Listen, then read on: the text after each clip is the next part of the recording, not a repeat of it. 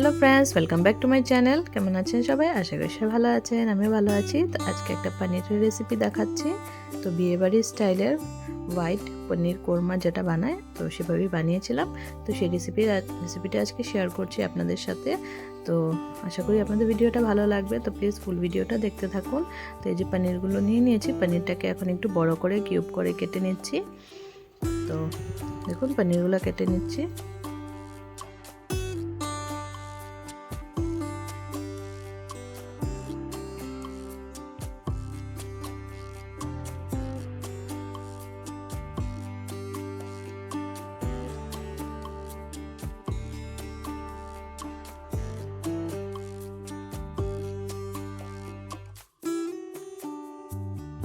তো পনিরগুলোকে এভাবে একটু বড় বড় করে টুকরো করে নিলাম।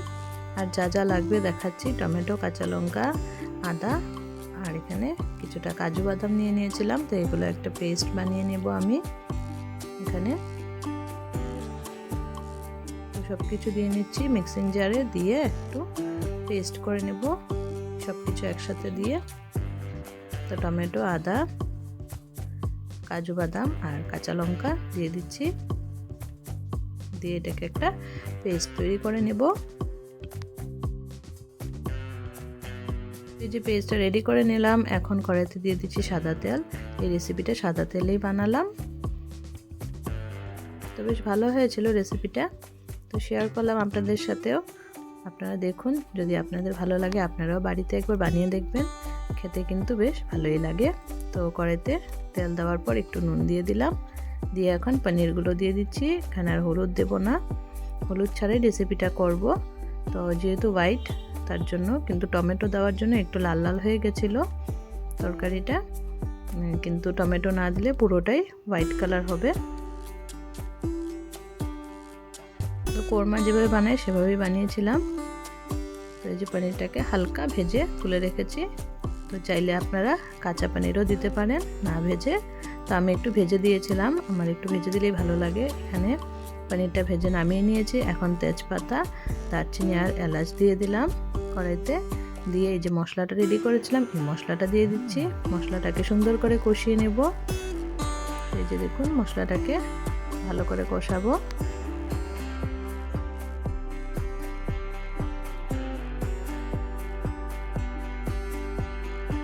তো মশলাতে এখন দিয়ে দিচ্ছি নুন। তো হলুদ তো দেবো না, কিন্তু হলুদ না দেওয়াতেই দেখুন কালারটা লাল লাল হয়েছে। তো এটা কালারটা টমেটোর জন্য হয়েছে। তো এখন একটু দিয়ে দিলাম গোলমরিচের গুঁড়ো, দিয়ে ভালো করে মিক্স করে নিচ্ছি। এবার মশলাটাকে সুন্দর করে কষিয়ে নেব কিছুক্ষণ ধরে। এই যে মশলাটা কষছে, আরও কিছু মশলা অ্যাড করছি, দিয়ে দিচ্ছি ধনে গুঁড়ো,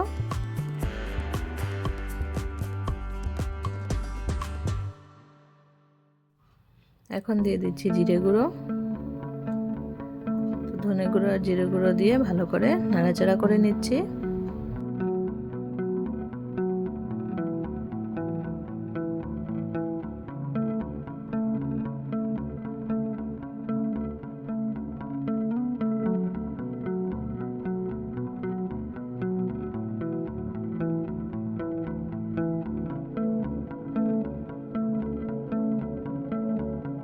তো মশলার থেকে সুন্দর করে তেল ছেড়ে দিয়েছে দেখুন। এখন দিয়ে দিলাম ভেজে রাখা পনিরগুলো।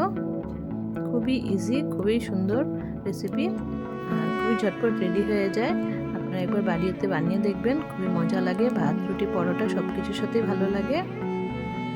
আর যারা যারা আমার ভিডিওটা দেখছেন সবাই একটা করে লাইক কমেন্ট করে দিবেন। তো দেখুন, আমি সব কিছু একসাথে মিক্স করে নিচ্ছি পনিরের সাথে। তো কিছু সময় এভাবে রাখবো যাতে পনিরের ভিতরে গ্রেভির ফ্লেভারটা ঢুকে যায় ভালো করে, তাহলে আরও বেশি টেস্টি হবে।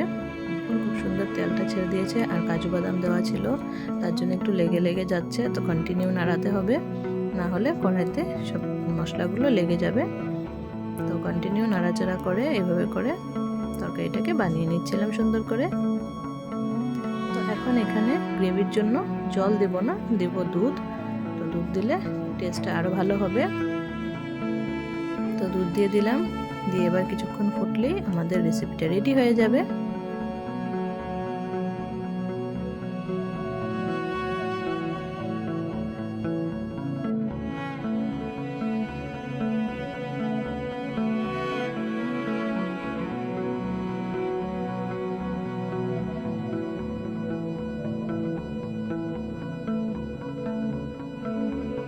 গ্রেভিটা দেখুন বয়েল হয়ে গেছে, এই যে দেখুন এখন হোয়াইট কালার মনে হচ্ছে, কিন্তু উপরে যখন তেলটা ওঠে তখন কালারটা একটু রেড রেড হয়ে যায়। তো এখন ফাইনালি দিয়ে দিচ্ছি গরম মশলা। গ্রেভিটা বয়েল হয়ে যাওয়ার পর গরম মশলা দিয়ে দিলাম। বাস আমাদের রেসিপি রেডি হয়ে গেছে, এখন সার্ভ করে দেব। তো সব কিছুর সাথেই খাওয়া যায় এটা, রুটি, পরোটা, ভাত, ফ্রাইড রাইস সব কিছুর সাথে ভালো লাগবে। তো একবার এভাবে বানিয়ে দেখবেন, খুবই ইজি।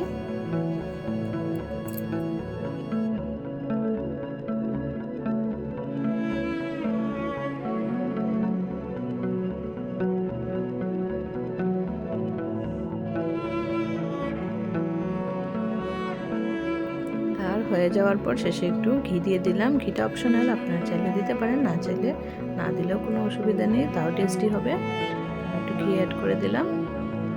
তো এখন সুন্দর করে সার্ভ করে নেব।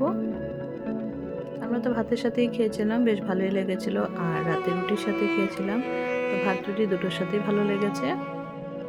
আর অল্প করে চিনি দিয়ে দিলাম। তো বাস হয়ে গেছে রেডি, আর কিছু দিতে হবে না। এখন নামিয়ে নেব। তো এই রেসিপিটা কেমন লাগলো আপনাদের? ভালো লেগে থাকলে প্লিজ সবাই লাইক, কমেন্ট, শেয়ার করবেন।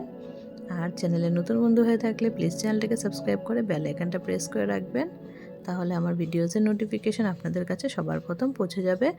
তো দেখুন সার্ভ করে দিয়েছি।